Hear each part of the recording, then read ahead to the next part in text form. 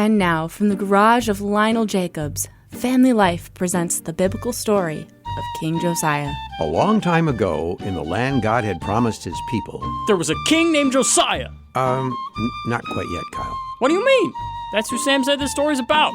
Yes, but I think for this story there needs to be a little more context. Oh, context. Right. Continue. Thank you. As I was saying, a long time ago, before King Josiah, in the land God had promised his people, God's servant Joshua led the Israelites to glorious victory. They took the land and divided it up amongst themselves. All seemed good, but Joshua had a warning for the people. My good people, you have seen what God has done for us. He has made us a great nation, and our territory stretches from the Jordan River all the way to the Mediterranean. It's kind of like God promised, isn't it? Now look, I'm getting old. I remember being a slave in Egypt. I remember the golden calf. I remember God using the cloud to lead us through the wilderness. I've seen what happens when we obey God, and I've seen what happens when we don't. You see, all of this new land God has given us, if we follow him and the law he gave us to follow, we will never be removed. Yeah! But if we turn away from God and follow the false gods that were here before us, let's just say that the false gods didn't do our enemies any favors. To sum it all up, do what God says and don't get all mixed up with the evil practices of those who came before us. After giving the nation of Israel these warnings, Joshua died. The people heeded his warning, and they lived happily in the land for a while. Hi there. You new in town? Me?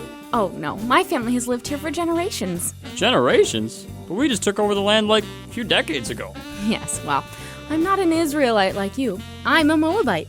You worship your God, and I worship all of my gods. See? Hello, cutie. Welcome to our lands. Aw, thanks. You're cute too. It was about then that the Israelites started dating the people who lived in the land before them. After that, they got married, and the false gods that once were hunted down and destroyed by God's people were found all over the place. And Israelites were starting to think, You know, these false gods are kind of fun. I mean, my wife sure likes them. I might as well start worshiping them too. and just as Joshua had warned, this led to serious trouble. For generations, God's people would turn away from him and follow other gods. Then raiders would drive them from their homes. Then they would turn back to God, and God would help them until they turned away again. Throughout most of the Old Testament, this was the pattern. And things got so bad at one point that the whole nation split in two. That's not great. No, you're right about that. After years of worshiping idols, the nation of Israel was finally wiped out, leaving only the second kingdom, Judah. And it's in Judah that our story takes place. So, are we ever going to hear about King Josiah, or was there some sort of change of plans? Yeah, I'm still waiting for my part. Don't worry, guys. We hear all about Josiah soon, right after this program. And now we return to the story of King Josiah. Are we almost to the Josiah part? Almost, but first I've got to talk about his grandfather, King Manasseh. Come on! Don't worry, Olin. We're almost there. King Manasseh was a pretty horrible king. He set up all sorts of places to worship all of the false gods, and he worshiped the stars in the sky. He was so bad that God let the nation of Assyria take him as their prisoner. That's when Manasseh realized that he had only one choice. Lord, I've done wrong things in my life. You've shown me that though I am a king, I am nothing without following your commands. Please set me free from these chains, and I will be your servant, and yours only. I beg you, take me home to your holy city, Jerusalem. God heard this prayer, and he knew that Manasseh really meant it. And so he caused King Manasseh to be released and brought back to Jerusalem, where he told his people to only worship God, and he did so until the end of his days. King Manasseh's dead! Long live King Ammon! King Ammon? But what about Josiah? He's coming a little sooner than you might expect, too. Sam's right. King Ammon started off just like his dad.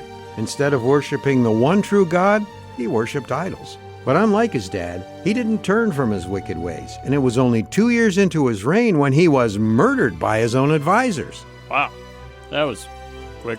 That it was. At the ripe age of 24, Ammon passed the crown to his son.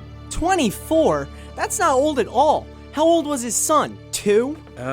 8, actually. And now that I'm finally part of the story, it's time to make some changes around here. Changes, Your Grace. Yes, indeed. I may not be very old, but I am not blind. I saw how my grandfather and dad lived, and how God dealt with both of them. I therefore have decided that the one true God of David, Moses, and Abraham is the one that we should all serve. Not so fast, Your Grace. You still have a bit of growing up to do before you start making any big decisions. Aw, do I have to? Well, the Bible says here that you didn't really get started in making changes until you were about 20. Fine, as long as you think it's worth it. Of course. During this time, Josiah learned how to rule as a king, and more importantly, how God wanted him to rule as a king. He did everything he could to learn about God. But as God's law hadn't been followed in many years, it had kind of gotten lost. Wait, the Bible got lost? How did Josiah learn how to live for God then? That's a good question, Kyle. And I have to think that it was by talking to the priests in God's temple, as well as just praying to God regularly. Okay, so I grew up and learned a lot. When do I get to fix the kingdom? Right after this program. And now we return to the story of King Josiah.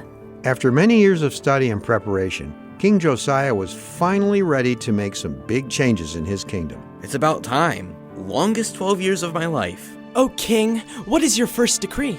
We're going on an idol hunt. Oh, I see. A what now? I decree that every god that my grandfather brought into this land and my father worshipped shall be destroyed. We will go into the 4 corners of my kingdom and wipe any trace of them off the face of the earth. Sounds like a lot of work. It's a big mess, and I'm not afraid to get my hands dirty. Follow me, men. And for the next 6 years, Josiah did just what he set out to do. He went to every mountaintop and hilltop, every town and every ruin, and he destroyed everything that had anything to do with the evil that had dwelt in the land. Your Majesty, I found more little statues. Great job. You want to grind them into powder for me? I'm busy ripping apart this altar to the stars. No problem. Yeah! Sorry, just smashing these idol worship poles. Poles? Yeah, idol worship is pretty weird. That's why I don't think about it too hard. Good idea. Once I'm done here, I'll give you a hand with that smashed wood, and we can use it to burn the bones of the priests who used to worship the false gods. Burn their bones? I mean, sure, but isn't that a tad extreme? Only as extreme as God's hatred for idolatry in our land. Okay, makes sense. Did he really do all that, Mr. Jacobs? He sure did, Everett. He had seen firsthand what idolatry could do to a nation. And though he didn't know all of what God had commanded, he knew that he would serve God with all of his heart, strength, soul, and mind. If that meant burning up old priest bones to erase them from history, so be it. I still think it's a bit extreme. No arguments here. After he had finished there, he turned his concerns back to Jerusalem. Now that I've torn down all the places where we worship the false gods, it is high time we fix the place where we worship the real God. I want the temple of God to look like it did back when it was built. I want the world to know that when they walk into the city of Jerusalem, they are walking into the city of the God of gods. Hilkiah, Yes, my lord. you are the Lord's high priest. I'm going to give you enough money to refit all the temple to its former glory. Use this money to hire carpenters, builders, and other workers, and make sure everything is perfect. Yes, your majesty. Right away. And so they went to work. The stain of the idol worship was being chipped away, and soon Hilkiah would make an amazing discovery. And now, the conclusion of the story of King Josiah. Construction on the temple was going very well. Carpenters replaced broken beams, workers hauled out all of the remnants of altars to idols, and cleaners were hard at work, purifying the soiled temple wall. The high priest wasn't standing by and watching either. He was like his king, working hard alongside them. And as he did so, he caught sight of something he had never noticed before. Wait, what's that? A scroll. Lots of scrolls? I wonder what... Oh my word! Hilkiah ran out with his discovery. Chiffon! Chiffon! What? What is it, Hilkiah? Did you see another spider? No! These scrolls! They need to go to the king! I found the law of God! All right, but you'll need to cover my shit. And so the king's secretary went before him. Oh, Chiffon, glad you've come by. I've been wondering about the temple project. Got any updates? Just that everything's going as you commanded, my king. The money is being distributed, and everyone is getting paid for their work. Wonderful, wonderful. Anything else? Oh, Hilkiah gave me a book that he wanted me to give you. A book? What's it about? If it's the one about the wild man at the well, I've heard it before. No, this is different. Ahem. Here's a part called the 10 Commandments. Number 1, you must not have any gods before me. 2, you must not make any statues of gods. 3, you must never use God's name with disrespect. As King Josiah listened, he realized that these scrolls were the lost law of God, the rules God had given Moses, the ones that Joshua had told the people of Israel to follow. These scrolls told not only what to do, but the destruction that would come if the law was not followed. The king realized that they were all in serious trouble and tore his royal robes in distress. We're in trouble, Shaphan. Deep trouble. What do we do, Your Majesty? We need to hear from God. Do you know of any prophets? God always talks through his prophets. They share the messages that God has for us. I don't? Maybe Hilkiah knows of somebody. Yes, good. Take him with you, along with your son and Abdon. Find out what God wants us to do. I have a feeling it's not good news. And so the king's servants and the high priest found a prophet and went to meet with her. Hello? Good evening, ma'am. We're here to ask you something. Provided your name is Huldah? That's me. Come on in. Great! Wipe your feet, guys. Oh, right. Thanks. So, you have come to ask me what God has to say? That would be helpful, yes. Here's what God told me to say. He said, I am going to bring disaster to this land and its people. All of the curses you read in that book will come true. Because of all the evil they have done, testing my rage, I will pour out that rage on the land and I will not be stopped. So, we're toast is what you're saying. There's more. Tell the one who sent you that because he has humbled himself and tore his robes and wept before me, I have heard you and your prayers. This destruction will not come during your lifetime, and you will die in peace. That's it? That's what God said? Yeah, pretty much. All right, gather all the people. They need to hear the word of the Lord.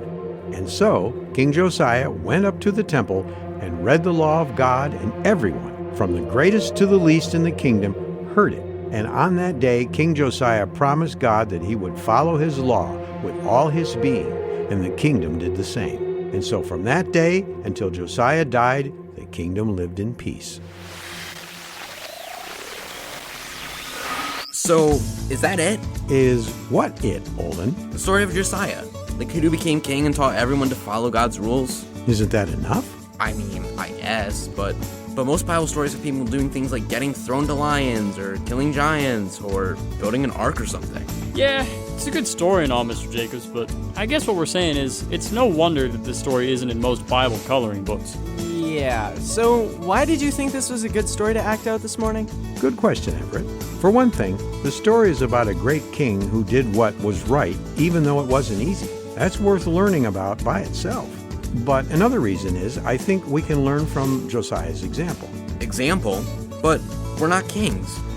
Maybe not, Olin. But we are still under God's laws. And like King Josiah, we have a choice.